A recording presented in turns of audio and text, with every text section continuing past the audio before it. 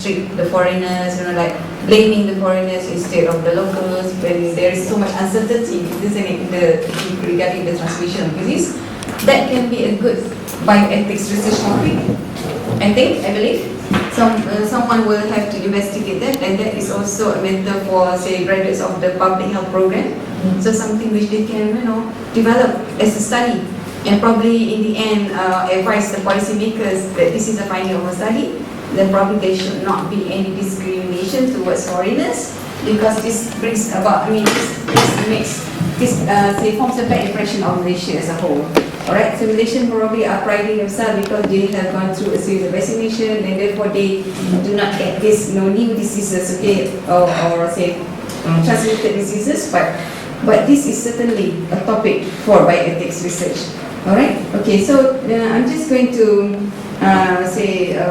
speak a bit on the research methodology in ethics and sustainable policies in STI, because thesis or dissertations in Ph.D. or master's research will have to, on bioethics or ethics, will have to be delivered so that in the end they can form sustainable policies, on medicine, on science, engineering, mathematics, everything in STEM, or any innovations in science. Alright, just to let you hang on here a bit longer, because I know some of you are twitching already. Okay, drinks are there, the tea is still hot, you can help yourself, let's make this very informal. You can help yourself to the cups of tea at the back. Sorry, there's no coffee, but I hope you're all still awake. Alright, okay, lunch will be served at 1 o'clock, I believe, and lunch will be upstairs, alright, just one floor up. Okay, so all of you are being invited for lunch, and so before lunch, and I do hope that the caterers will come at 1 o'clock anyway. So just relax for a little bit. So, but this is a very serious topic, because I think it's something which I have to deliver to our students taking thesis, alright, on ethics. Alright, I'm teaching this course, Ethics and Sustainable Policies in the STI. Some of my students are here. I think there should be 18 of them here. And there also should be some students in the research methodology class. Can I see a show of hands? Alright, okay, good, okay. Alright, so this is our department, we deal with topics in epistemology, theory of knowledge, entrepreneurship, environment, and ethics. These are the 4 E's, 4 domains of research areas and study areas in this department. Some of you here are also PhD students, alright, now. Now every topic forwarded on ethics and bioethics will have policy implications. That is why topics on the recent discussion are typhoid, yes. They ought to be. That will be the significance of your research topic. So the analysis of ethical problems, like what we discussed just now, a little while, will have significance on our policies. Right? So, and from, say, research in ethics, would make us understand human behavior, their nature and attitudes, and help the organization and management prepare actions to enhance organizational quality. For example, I have here a PhD student of mine who is working to look into how ethics review committees make decisions. Probably she's thinking whether ethics review committees are making decisions which is fair, for the patients, for society as a whole. Because if you know, just like scientists have to be impartial when they are researching, objects of research, ethics review committees must also be impartial, whereby they cannot be doing, say, normative science or value-laden decisions, which sort of, benefits them, but may not benefit the research subject. So there's a lot of value questions, raised in when you are, dealing with topic on ethics, alright. So, bioethics can make decisions on medically related policies of a nation. So, bioethicists should see themselves the way economists, have advised governments and corporations on how to make decisions about times during economic crisis or uncertainty, like what we're facing now, in times of inflation. Economists do the job for the governments, they advise the governments. The same way, bioethicists now are gaining recognition as experts who can provide best advice on morally related issues as forwarded by the science, medicine, and technology. The topic raised by Dr. Paul just now will have some significance here.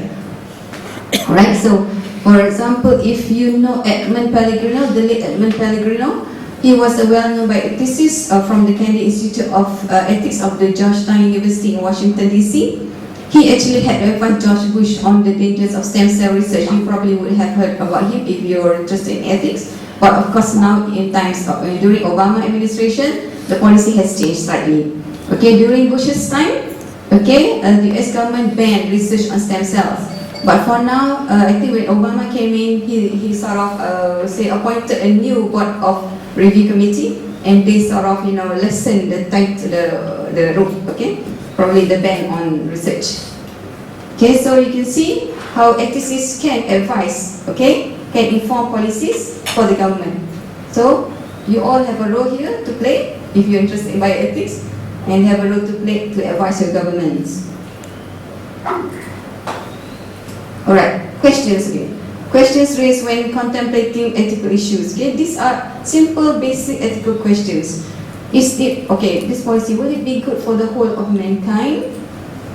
Does it bring about social disorder? Does it bring about cultural and legal implications? Alright, there was a cultural implication just now when we were discussing the issue a little while ago. Alright, so ethicists also ask these questions like, is this the right or good thing to do? That is basically ethics. Alright, now, okay, what are obligations or duty to one another? For example, what was the obligation of the medical doctors? Okay, in the scenario on SARS, what was their role? Okay, how far do they have to stretch their duty to patients? Do they have to be there confined in the hospital during SARS crisis? Alright, those are the questions that we have. To what level do they have to, are they released from that duty and obligations? So what rules or guidelines must we follow? Or do we come up with new rules, new guidelines, new regulations, again, new policies regarding, okay, the matter we are about to research?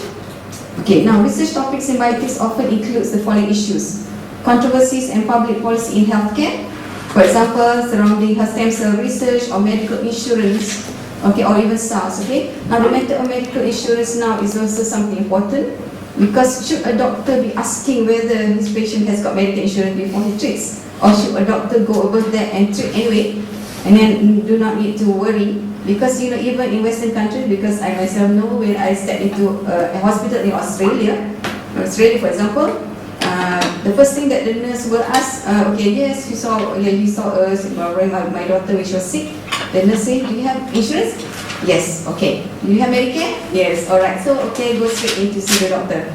But those people who do not have insurance are asked to go to a different counter, okay, where they have to show the bank statement, okay, to show that they're able to pay for the services. So, do you call that kind of discrimination? Okay, should doctors, go above that? Okay, so these are questions which you would probably want to research in your thesis. Yes, and then of course different private decisions made in the clinical settings. For example, say a student of mine, say Dr. Salim, they did a topic, okay, on SAS, which is sex assignment surgery. It's about assigning a gender to babies who are born with ambiguous genitalia. So these are very private decisions which needed to be made, and these are decisions which needed to be made fast enough. Because say before the baby even say grow to a week old. So you can see how difficult decisions need to be made. Alright, very, very difficult decisions. So these probably are also good research topics in bioethics. Alright, and the implications of reproductive technology, now, okay, probably now that we have IVF and ART assisted reproductive technology available to us, okay, so what are the implications? Does this bring about society that goes towards perfectionism, whereby they want babies who are perfect in every way, whereby they can be genetically tested so that the bad disease or bad genes are sort of eliminated, okay, from the embryos? So many topics surrounding reproductive technologies. Alright, and of course human subjects research. How far? Okay, we're talking about, just now Dara was talking about informed consent. Okay, what about participants in a research trial, in a clinical research trial? Okay, are they asked to sign an informed consent form? Probably they are, okay? That is probably ethical, okay? There is also a research ethics review board in which sort of asks whether an informed consent form ready to be signed by participants, alright? So do they just sign off and that's it? Okay, in what, during the research trial should they be informed of the risk, okay? Or the danger or the harm that they will be subjected to? Or can they pull out, okay? Sometimes scientists get headache if human subjects, okay, pull out during a process, okay, a clinical test or say research, because that sort of, spoils their whole research program entirely, right? And okay, and then going back to that, can human subjects be paid? For example, okay, if you want to extract 10 millimeter of blood from your participants, okay, can you pay them 10 ringgit? Or should you pay them 100 ringgit? Or should you be paying them at all? So is this a form question? Because when money is flying in front of your eyes, yeah, okay, take my blood. Okay, but do you care about where the blood will be deposited? Will it be in the bank? How long will it be stored? All those there are many questions regarding ethics, okay, about the use of human subject tissues and organs, and of course even blood. And where are these kept? How long can they be kept? Okay, and organs, human organs, okay. Do you have people who donate organs? Do you have a right to say these are the people or group of people that you want your organs to be donated to? Okay, or is it for everyone? Is it free for everyone? So those are also questions which governments also must consider. Alright? Okay.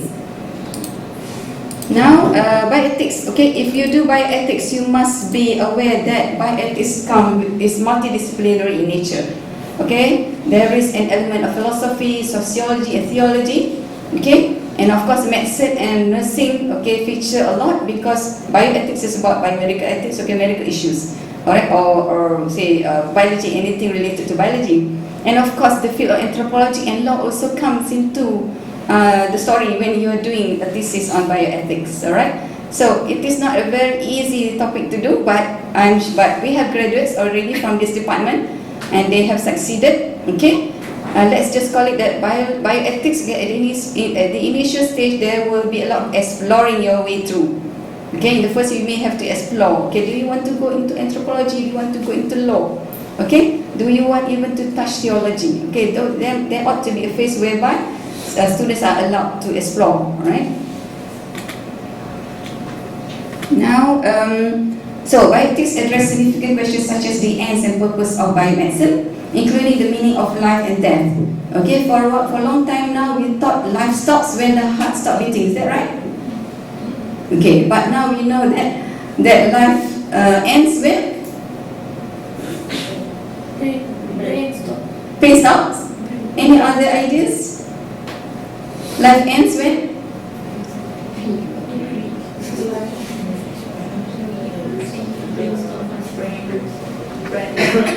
Yeah, someone said brain death.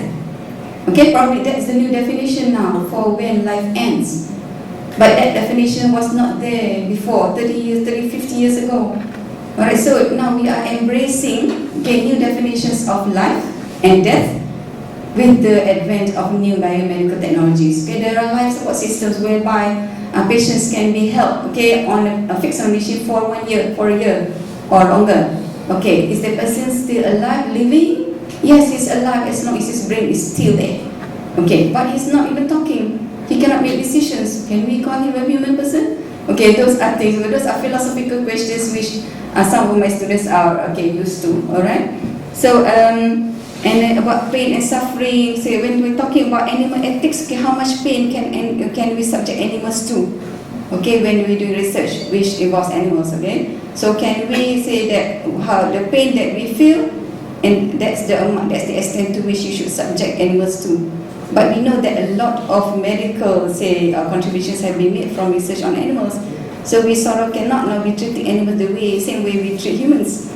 Okay, all right. Okay, now. Students have also research regarding the Hippocratic Oath. Is it applicable now? The concept of do no harm. Say do no harm. Just now we were talking about informed consent. As long as doctors do no harm, it's okay if they do not even get consent from patients. You think that's right? Don't you think doctors work in the best interest of the patients? Doctor knows best. Do you know that saying? Okay, now I leave it to my doctor. He knows best. Dr. Siti knows best. Okay. Okay, so sometimes medical students are asked to say an oath. I do not know how, whether in USM 10 years ago, I know they had to have the pledge of, say, medical oath. Okay, I hereby pledge that I'm not going to do any harm to anyone. Okay, not even my enemy. Okay, alright. So that's something to study. Sometimes news headlines will give you some idea of what you want to study. For example, this headline in The Guardian in 2001, saying Nicole Kidman announces the birth of a daughter born through surrogate. So, okay, now that will be a very interesting topic. Don't you think so? Okay, so that's how you get ideas. And then what's the truth behind Sarah Jessica Parker's use of a surrogate? So, I mean, okay, all these issues, okay, such as this can also be the focal point of your research topic. So, if you were to take a topic on surrogacy, for example, the ethics of surrogacy, so you may, these are some research teams that you want to explore. So, is it an infringement of human rights? You can ask, okay? Alright, Western human rights, okay? Would it be ethical egoism of the commissioning couple, the couple who actually employed the surrogate mother? Oh, but what about the rights of the surrogate mom? Okay, let's say in the end, at the end of a 9 months period after she delivers the baby, she says that she wants to keep the baby. What do we have? What document do we need to sort of hand over the baby to the commissioning couple? Answer? There should be a contract. The contract, yeah, everyone's aware. There should be a contract. So is the contract legal in courts? You think so? Alright, something for you to explore. Is it legal? If it is legal, then there's no problem. But then, think of the surrogate mother. Okay? In most cases, the judge will probably give the rights to the surrogate because the birth mother is actually the birth mother in some societies. Alright, so what happens then? So we have a complex issue to discuss. Alright? And then, some people say that a person who has money has got more power over the person who is receiving the money. Okay? It's about the superior and the subordinate. In this case, the surrogate mom is the subordinate and the couple will be the superior. So there is a set of power imbalance there, which is also a good topic for you to explore. Those who not good topic, good theme. You may be taking the topic on surrogacy. One person may be doing power interest, power imbalance. Another person may be talking about ethical egoism versus the rights of the mother. Alright, and another person will be talking about the issue of human rights, surrogacy in societies. Alright, so those are research teams which you must actually justify or qualify at the beginning of your research project. Now, okay, wait. So Immanuel Kant says that if you read philosophy, you will know about Immanuel Kant's categorical imperative. Okay, simply it means that human beings are moral agents that possess an inherent dignity and basic rights. Okay, we were discussing this morning with Daryl that everyone has got a right to informed consent. Is that so? Yes, okay, you give your right up when you sign the form. Is that right? You're not too sure. Okay, alright. So, it means that, okay, they have dignity, they have basic rights, okay? Doctors must get their consent first before he proceeds. Even the doctor thinks that it would be in the best interest of the patient for the patient to undergo the treatment. But if the patient says no, doctors cannot do anything. But is that actually happening? Okay, that would be a basis for your new empirical study in bioethics. Okay, so because if you do not give him or her rights to informed consent, that person is treated as a means to an end, a means to achieve the doctor's end. Even though we're saying that the doctor has got the patient's best interest, but if the doctor were to act, okay, without consent, it will be as if the person is treated as a means to an end, which is not good. Alright, ethically not right. Okay, if a certain concept in ethics is in any way made for application, then it is an example pivotal to know about a person's moral reasoning. Okay, topics in bioethics can be made to a group of populations or community where we can discover how do they how do they use, how they think, how do they think their way through moral issues. That would be, for example, you would like to know how people think about human cloning. You can conduct a survey, you can find out from them how do they think about this issue. Okay, so in this way, and then you can even ask them, do you think human cloning should be, should be allowed, say, in Malaysia, in Malaysian labs, in biological labs, for example? And then, so this is a kind of moral thinking that you may want to explore in your thesis. Alright. When you actually study, okay, or observe patients or people, okay, say directly, without looking at literature, you're actually doing a sort of empirical study. Alright? Now, your findings can be analyzed together to obtain an overview of the person's sense of morality. Okay, so you can actually explore that. But the combination of these qualitative and quantitative methods. Now, quantitative methods, sometimes you want to know how many persons in Malaysia think that human cloning should be allowed, for example. And you say 50%. So how the Malaysian population do not think that human cloning can be allowed. So what is your assumption about the moral value of the people in Malaysia? Then, if you get that quantitative survey, okay, that's something for you to think about. You may want to go deeper by asking them or interviewing them, especially those who think that human cloning should be allowed or should not be allowed. Who would you like to investigate further? People who think that human cloning are allowed, or those who, which one? Ananya? Which one? Those who do not. Those who do not should be interviewed further. If you do that, then you are sort of imposing your own values now, because you think that human cloning is positive in character. So this is something for you to be thinking. Which groups of population should you be researching further? Okay? Alright? And alright, you have to question the dominant circumstances and the habits, okay? Your thinking habits. So you have to go deeper by questioning them and interviewing them further. Okay? And of course, empirical data are related to ethics in several ways depending on the approach and meta-ethical level. Example, in applied ethics, if you now, after you have observed them and now you want to investigate further, then you call that applied ethics. Alright? And empirical ethics, of course, will be, is also, there. Okay? And you may also be studying normative ethics. What sort of principles do they apply? For example, if they say human cloning is fine because it does not constitute playing God, let's say that is one element. Okay, then you'll be studying about their values. That is normative ethics now. Alright? Descriptive ethics is when you describe the thinking patterns of people, say in Malaysia, regarding the cloning issue. And of course, you have to go back into the history of, say, probably this people, what sort of values do they hold? Okay, probably it's religion, or what educational background did they go to? Do they have any groundwork or understanding in ethics? Okay.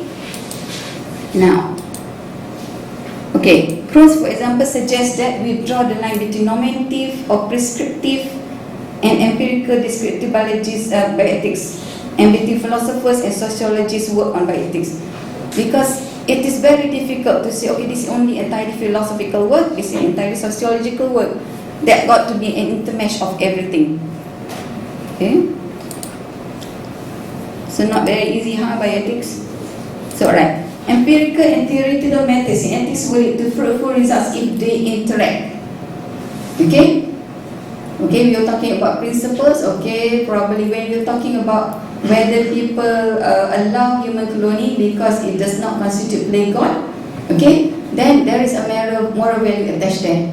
Okay, what do you think? What do they think? Are there people who are sort of, say, relaxed in their religious belief? Or are they even that religious that they truly understand the meaning of playing God?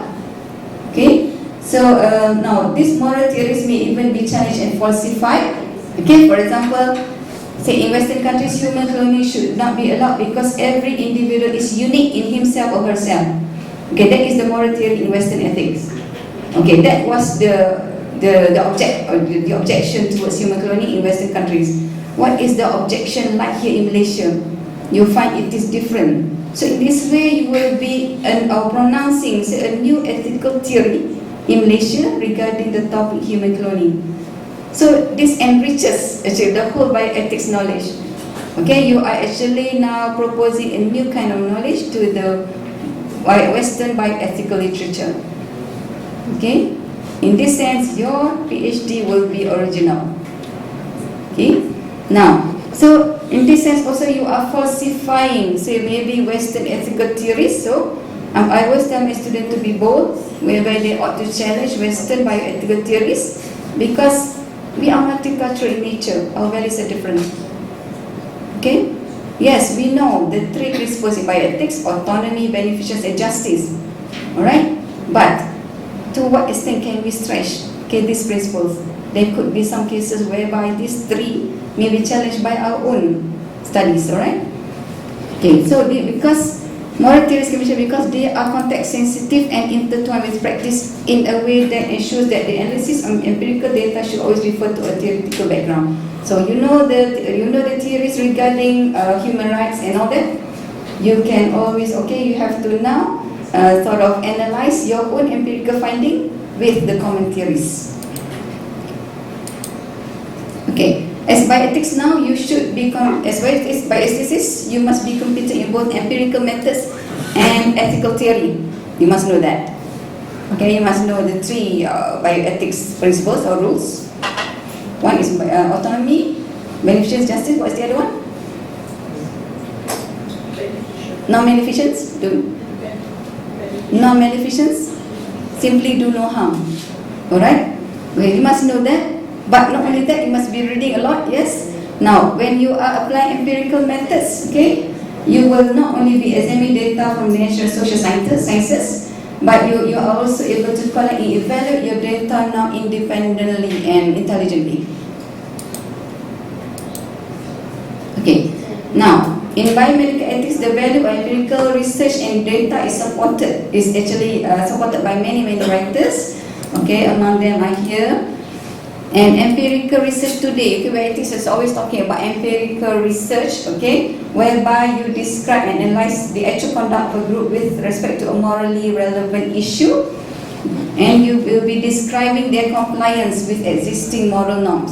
Okay, how did they comply? Okay, we were talking just now consent. What do you think about consent? Do they follow, okay, the principle of informed consent, or do they not? Okay. You can also determine whether policies or procedures designed to operationalize certain moral norms have been successful or not. Okay, have those policies been successful?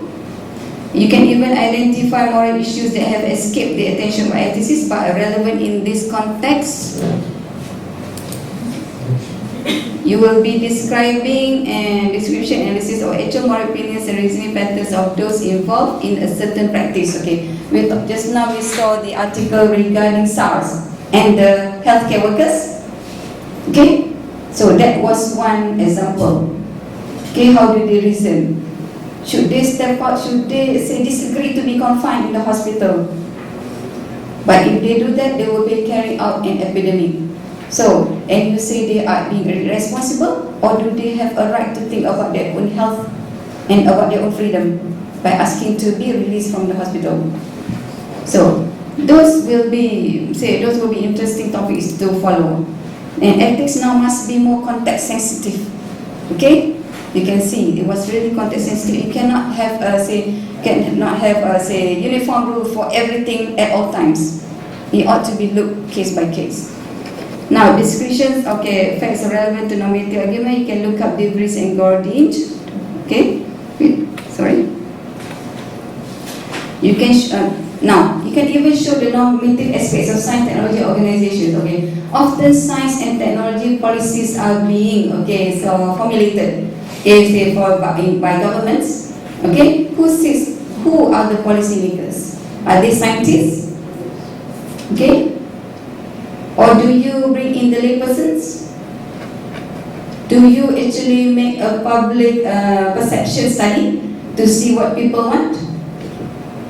Okay, does not all that count to in the end to deliver the final policy? If, for example, a policy is being derived and it was advised by the scientists alone, You must know that scientists are humans in themselves, and they probably have ambitions, and they are also probably wanting to this project to be advanced. Okay, if that is so, they are actually imposing their own value systems, and that science would be normative science, and that is no more objective science. Okay, science is objective as long as scientists make themselves impartial, even while making policies that may be disadvantage to them. Okay, not doing that will be normative science. Right? So, significance of research in ethics and bioethics. Okay, societal acceptability of scientific research, for example, requires sound ethical reflection. So you, as bioethicists, bioethics researchers, will be able to help contribute towards that. Okay, you will be trying to investigate societal acceptability of certain innovations in biomedical science. Now, the complexity of modern science and the rapid progress in research development require that up-to-date information is available in order to make such reflection possible. As bioethicists, you have to know, you have to do your homework on scientific facts. You must know what is stem cell research, the stem cell is all about. You must know what is human cloning. You must know what is IVF, ART. You must know what is, Ph.D. You have to get your scientific facts right before you can even, do your research on bioethics. Okay, so it's not easy to do research in bioethics. Okay, or in GMO, okay. For example, Firdaus was doing a topic on GMO. So what his team researcher did was to find out the public perception regarding GMO. Alright, but did you actually survey? Who did you choose? Was it random sampling? If it is random sampling, you can say it is representative of the Malaysian public perception. But if you do selective sampling, then you cannot say generalize that for the whole of the Malaysian population. Choice of respondents is also very important.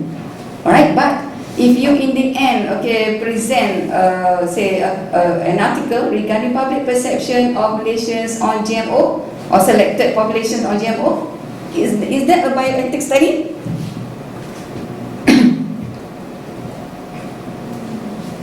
That one, yes? Firdaus? It will not be a bioethics study unless you match that with a certain principle regarding autonomy, rationality in making decisions. Yeah, then that will become a bioethics study. Alright. So now, societies today are characterized by this rich plurality of ethical, legal, and cultural traditions. Okay, we're looking at indigenous populations now. To them, the tree or the leaf or the soil has got meanings. Okay, so we will be very, very interested to understand the cultural thinking of these people, and in the end, this enriches the body of bioethics actually. So global bioethics, Western bioethics, for example, comes is being delivered or being developed from the Western context. Okay, individualism, as against communitarianism, in Eastern societies. So those are things that you have to be reading about, so you understand where bioethics came from. Is Western centered. So can we now apply this, in Malaysian context or any Eastern culture context, or even the Aboriginal context? That is a good topic for you to be researching on. Very complex but very useful, for policies. Now, then of course that plurality call for an intensive exchange on the normative aspects of science, how science is valued. I just want to show you a little bit on how to develop a literature review in bioethics. So this came from this paper. So there are 3 types of literature review: introductory review, systematic review, and critical interpretive review. Systematic review can on itself become a research project on its own. So where you have where you answer a research question. And this systematic review, usually only normative or only empirical data is being used. That will be systematic review, and it will identify all literature on that topic. Introductory review, usually when we begin, PhD students always say, my thesis will now cover the gap, regarding so and so. So you are actually, you say that's what, then only people say that your PhD thesis is original. Okay? That will be introductory review. That review is also actually in thesis. Okay, in PhD thesis or master's by research thesis. That will not be a research topic on its own. It will be because it is about you identifying all the literature regarding your topic or your research project, and usually it constitutes of all normative as well as empirical studies. Okay, public perception study probably that is empirical studies. Alright, so you usually have that in your thesis, but if you perform a systematic review, you can actually produce that and send it to an ICI journal. Understand me? Where you have certain themes. Or you can even conduct a critical interpretive review, whereby you have research question, yes, alright, and you will be conducting either normative, okay, say exploration or empirical studies. Here you identify key ideas. Okay, you can read up more on how to identify these types of systematic reviews in bioethics by reading this paper. Right? So now, the critical interpretive review, the literature is identified as a source of data that enables a specific research question to be answered. It is a body of knowledge extended by the findings of this type of review. It becomes a new body of knowledge. For example, you look at all the literature on Western ethics, and you find that they do not even give any input from the Eastern context. That will be new finding. Okay? So how does bioethics research differs from sociology research? Okay, bioethics research differ. For example, the effectiveness of healthcare interventions such as organ transplant campaign. Okay, take this one as an example. Okay, we know that even Malaysia conducts organ transplant campaigns. So they say, have a heart, donate your kidney. You heard that? Have a heart, donate kidney. Okay, that's policies. Okay, so donate your kidney. So then in bioethics work, research questions tend to focus on the ethical justifiability. Can you come up with those posters or not? Have a heart, donate kidney. Are you brainwashing the Malaysian public into thinking that those who do not have a heart are selfish? Okay, they do not give up their kidney. So if you are trying to research on the ethical justifiability of that campaign, then you are doing a topic in research ethics. But if you were to say make a study whereby you just want to know how many Malays or Indians or Chinese are actually the more dominant donors, that will not be a topic in bioethics.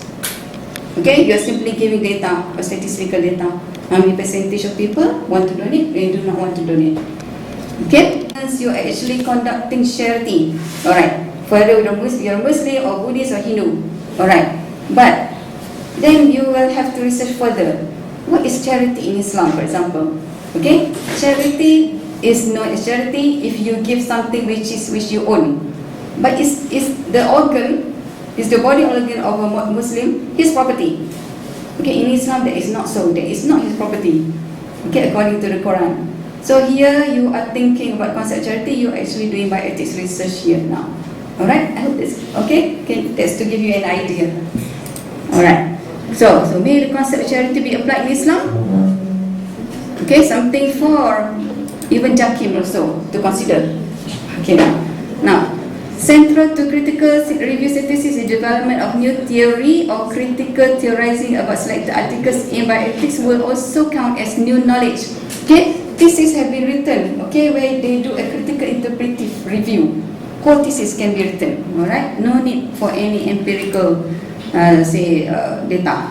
So now, such strategy must be initially identified and later, can you conduct thematic strategy? Okay, I'm just going faster because everyone is getting hungry. Okay, now new insights. Okay, so this ethical system, in the end you will be able to propose a new ethical system, okay, which is context-based ethics rather than principles-based ethics. Okay, for example, Dr. Salem did actually do that in his thesis. Okay, he actually proposed practical ethics, he said, which is more practical than Western ethics, whereby doctor make decisions based on the morphological structure of the patient or the physiological, say, scientific makeup of a person. So he's saying that it ought to be practical because it has to have a cultural context. Where the patient comes from, what are his beliefs must also be a paradigm to be thought about when making a medical decision. Okay, that will be a new ethical system. Now, okay, maybe let's just skip this. Okay, in empirical ethics, okay, you get data from patients, physicians, relatives, and all stakeholders. Wow. It's prayer time for everyone. No? And onion goes like that. Can you answer the call? Yeah, this is not the call. This is the paper. Sorry. Yes. She just demonstrated context sensitive. Alright. You get this, okay? When you're doing empirical data, you get that, you get their insights, okay? Regarding an ethically relevant medical process. For example, okay, now, this is one example. In a study on infertility clinicians, your initial project was to find out how the infertility clinicians thought about and approach ethical issues in their practice. Okay, your aim was to get a detailed account of issues. What are the issues? Okay, when they are interacting with patients. Alright. So your method will be explorative. You ask them one interview question. What issues do you see as ethically challenging in your everyday practice? Okay, when dealing with infertility patients, and then they will say that, and then your organization will be all sorts of social interactions. What is the major ethical problem? What constitutes an ethical dilemma for you as a doctor? Okay, you'll be questioning. And all this data exploration became the basis of your subsequent ethical analysis. Example? So empirical findings contribute more than just descriptive information. Now you'll be describing, okay, this doctor thinks this way. That's all. Do you stop there? You do not stop there in bioethics research. You have to explore further. Okay, or else your thesis will be simply descriptive, which has a lower academic value than one that is critical. Okay? Okay then? So it has lesser, descriptive research has a lesser academic value, but you can transform them into applied ethics research which has greater value. Now your research question becomes this.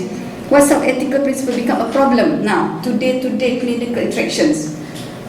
Okay, you are asking issues, general issues. Now which issues actually is a problem? So probably the doctor will say, okay, so here abstract ethical principles like the notion of autonomy. Okay, that is abstract. So clinicians in this country say it's not easy to be objective, impartial every day. It's not easy to say ask your patient to give the informed consent every day. Okay, so that becomes a problem for you, and your research embarks from here. Alright. So you therefore give richness to notion impartiality or notion that in medical practice patient autonomy rules.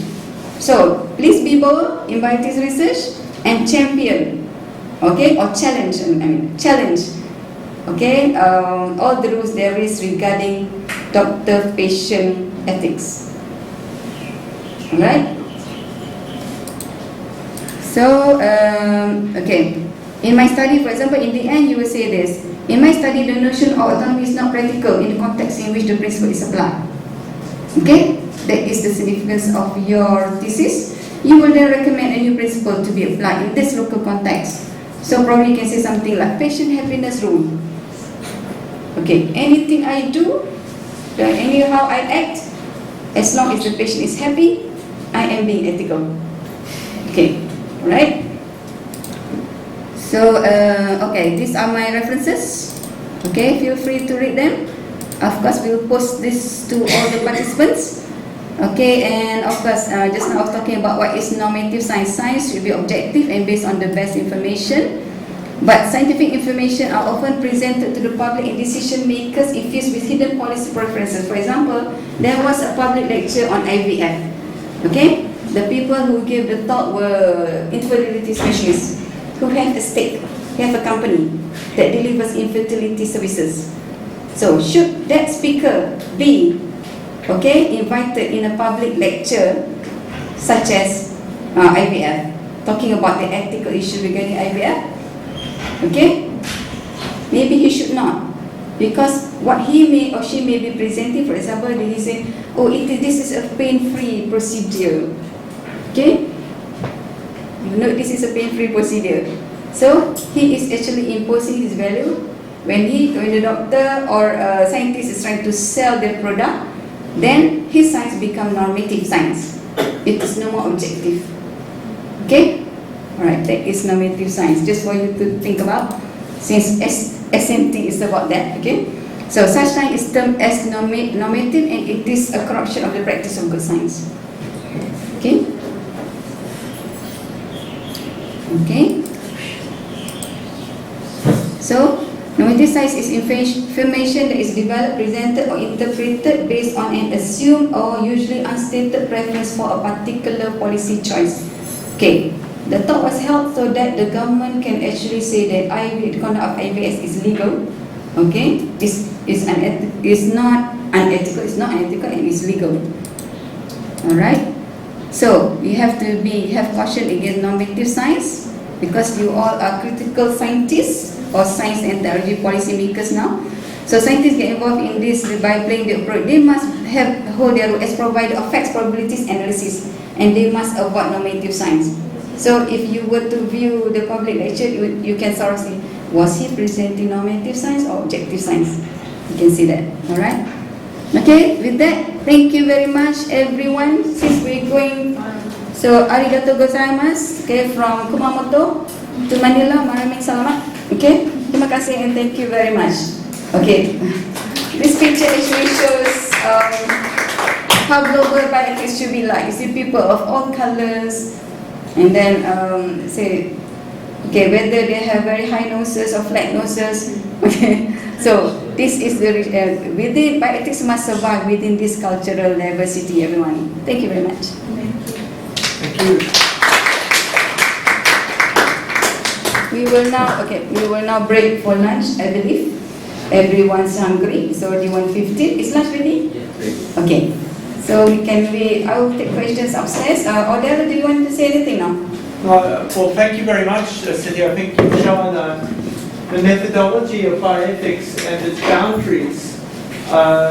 So even if you do whatever discipline you have, somehow relating it to the analysis of ethical principles and other principles that people use to make decisions is important. So Siti was showing, and so you can make your research, bioethics research, by looking at the underlying values that people have to their attitudes. And of course the message of the international nature of ethics is why we're having this forum. Yes. Thank you very much, Siti. Thank you. Thank you. Okay. So let's all go upstairs for lunch then. Okay, so if I should have on Skype as well. Did you get your materials Any questions? Yes, okay, I will ask them. All participants have given your email, we'll give them to you. Do you have any questions for Siti? This is Siti. Hello. Hello. Hello, can you hear us? Any questions on Skype? Yeah. Okay, ready? Yeah. I want to talk about that. Doctors here, they have to do the patients. What is stated that accountability for the right treatment and just patients. So doctors have to... Can you repeat again, ready? There's a lot of background noise. Can you repeat your question? Yeah. I understand here that from those agencies that is not doctors, they are about to do their patients, right? And the responsibility to do no harm to the patients, but to what extent the foundation and healthcare workers with accountability to do the right treatment to the patients are concerned. It's not just a responsibility to do but also the accountability for having the right treatment. Yes, interesting question. Doctors will of course have the responsibility. We know all doctors must know harm. The patient is their responsibility. But again, if you were to do empirical bioethics, you will find that not all Malaysian doctors follow accordingly. Okay, some probably believe that they have to impose their own thinking because some believe that patient probably could not rationally understand the issues regarding the treatment. And we find that Malaysian doctors sometimes tend to impose their own thinking because they say this treatment will do you no harm, but probably that's easy for now, it's the Malaysian context. Okay, but I think it is also same thing is happening probably in other countries. Probably not so much in Western countries because the patient is regarded as a customer instead of say a subordinate. Okay, because here in Malaysia people look up to doctors. Doctors know best. Okay, that sort of way in Malaysian medical scene. Hope that answers your question. Yeah, Thank you.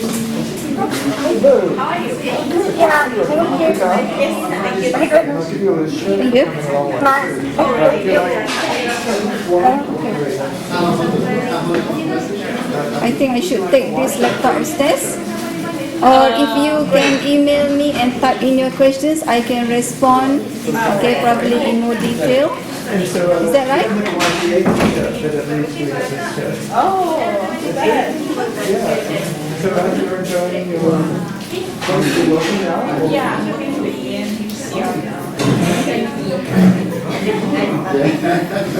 Okay, there's more questions. Okay, I will email Uli Shalbini regarding your question regarding Malaysia majority Muslims. Yes.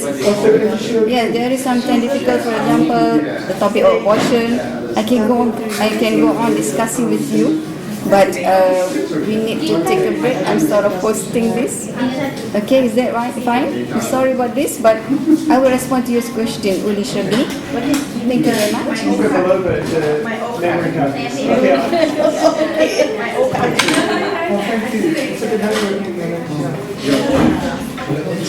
Thank you so much for coming. Are you leaving already? Okay, that's good. So we can talk a bit later. That's good. Yes, we want to Yeah, we talk about things in the program. That's good.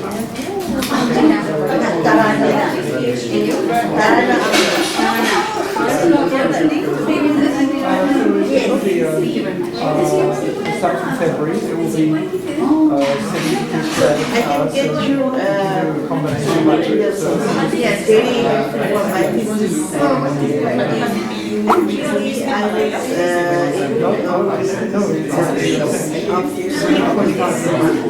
I'm putting the proper tacos. Little change in the domestic child labor. Yes, it's a very serious topic. Yeah, we have to stop child labor, right?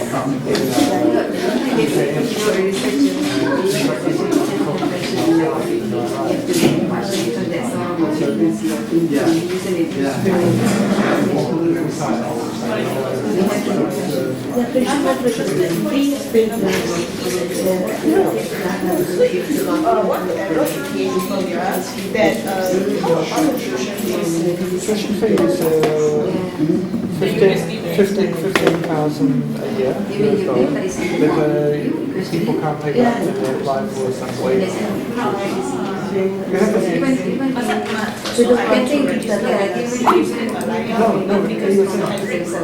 No, it's not a hybrid program. This is not. I don't have any hybrid program with you.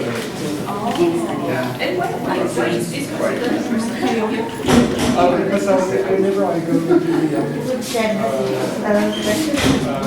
somewhere, I do like that. I see. So that's fine. Sorry.